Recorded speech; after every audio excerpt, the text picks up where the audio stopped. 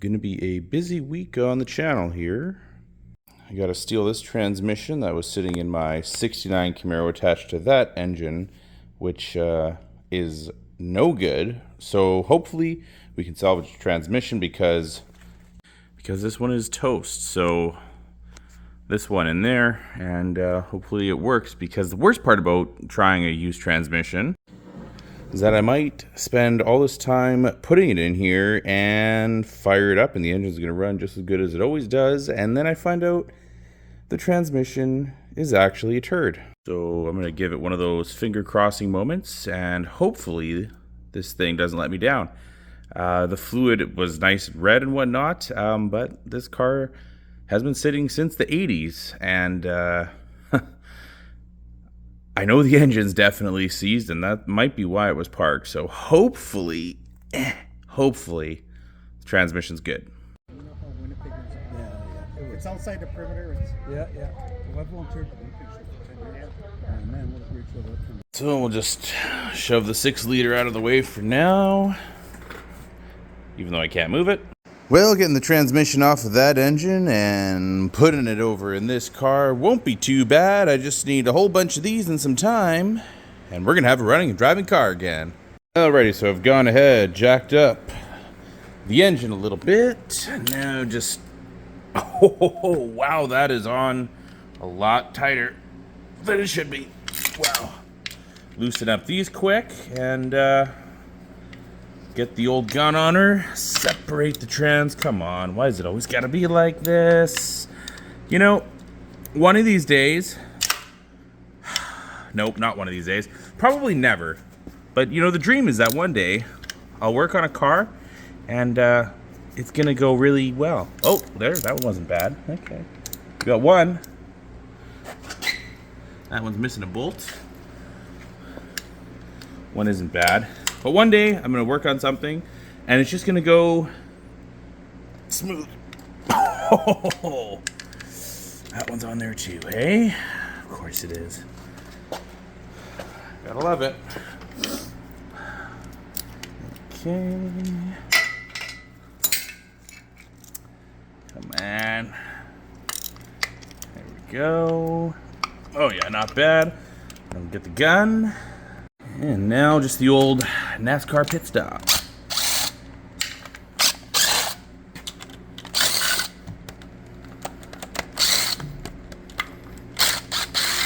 Okay, and then I'll give her a little shake, break the dowels loose. All right, now that's loose. We'll just drag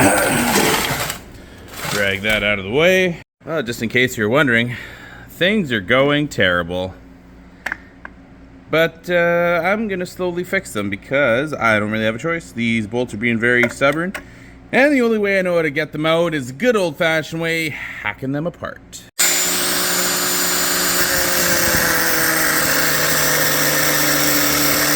Alrighty, finally got that stubborn converter off. Had to use the old Ooga Ooga gun.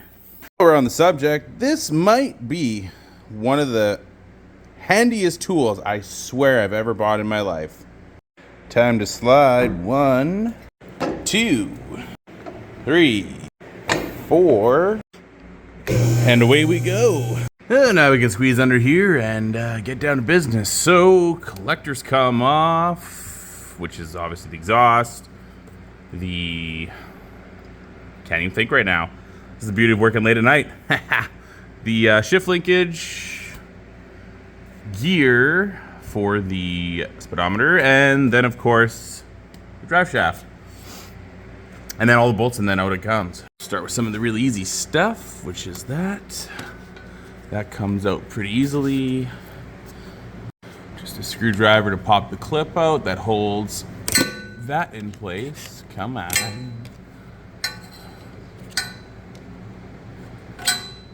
Wow. Yeah, it's gonna be like that. What could possibly go wrong? Everything can always go wrong. Speedo cable out and out of the way. Drive shaft is 7/16, so we can go in. Of course, I didn't put it in park. I'll quickly do that and then loosen all 4 of the bolts on the U-joints up, and then out comes the drive shaft.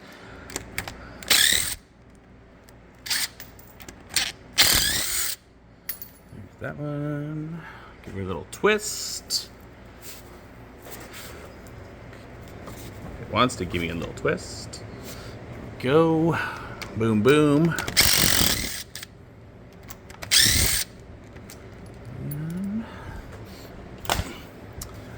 Be gentle here to break that loose. Don't want those cups to fall out and make a giant mess. There we go. And up comes one drive shaft. Bam! There we go. We got the transmission mount bolts.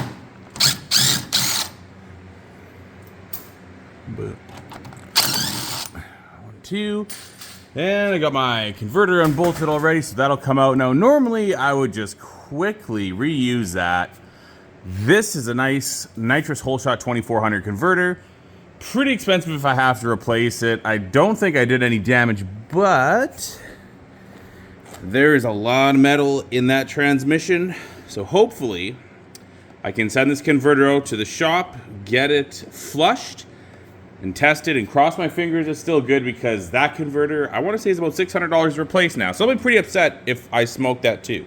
I just drove 300 miles to pick up this old F-150 that hasn't run in 5 years, and I didn't fix anything like most other YouTubers do. I put gas and a battery in it, and the first 3 miles are pretty good, but the next 297 are going to be pretty questionable, because the last time I heard this much rattling, clanking, and banging was when I was on a pinball machine. So although it is nice and shiny under the hood of this car, I got to do a little bit of R&R stuff under here as well. So this plug wires, plugs, headers got to come out. I got to undo the bolts here. Those all have to get yanked out. And the reason for that is because the transmission, unfortunately, runs into the headers on both sides. And I probably could get away with, removing one side or something, but I'm just not even going to go there for the, 10 or 15 minutes it's going to take me to take the header off. I'm just going to pull it right off, and then once that's out of the way, then I should be able to basically bring it back up in the air and pull the transmission out at that point. And just in case you don't know, all you need to know is the 7/16 is going to take off all your header bolts. So we can just go ahead with, what's easiest, yank all the plug wires off. Fun thing with having headers is this is not anywhere near as, obviously, look at me, it's going pretty quick, but way easier with just manifolds, I can tell you that for free. Same thing, the dipstick will have to come out. Pretty much just give her a bit of a shake, and she come on. All right, give me a second here. All right, and after that quick word from our sponsors, there we go. Out comes the dipstick. That's got to come out, so the headers have room to come out. And since day one, I rebuilt this motor. It's been getting this full synthetic Z-rod, but that's out now. And I'm going to give this one a shot here, the new Lucas Classic 1030 with zinc. It's conventional, not a full synthetic. It's a little bit cheaper, but oil is one of those things never, ever, ever cheap out on. So I just want to try it, though. I'm curious if the oil pressures or anything is going to be different. And I've been a huge fan of Lucas. I've used all their stuff. Nothing but top-notch stuff. So I'm going to give it a shot, see what it looks like. And we'll just work on loosening up every single one of these little bolts here on the headers, and then I can just quickly spin them off. Some of them with the electric gun, but most of it's going to be by hand. And before I get too far ahead of myself, all the spark plugs got to come out as well. Most likely just replace these while I'm at it.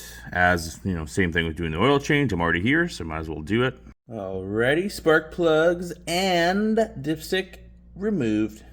I'm going to try and get away with just taking the headers off and not necessarily bolting them at the collector, even though it's 3 bolts, whatever. But it's 2 gaskets, which is, a little bit of money. So we'll save where we can. I'm going to try and do that. Not expecting this to work, but I'm going to try. Maybe I can fish the transmission out with just that. Alrighty, there's one side done. And repeat on passenger side. Plugs off. Well, wires, I should say.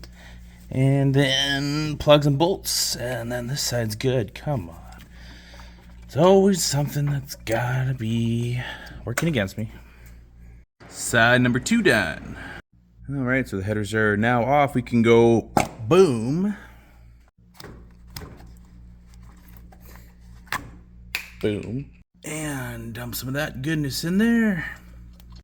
Alrighty, so we got the headers out of the way, fresh oil change tossed inside the car just because we're here, so why not? Everything's loosened up, ready for the transmission to come out. I'm probably going to call it a night and either end this video off or continue on tomorrow.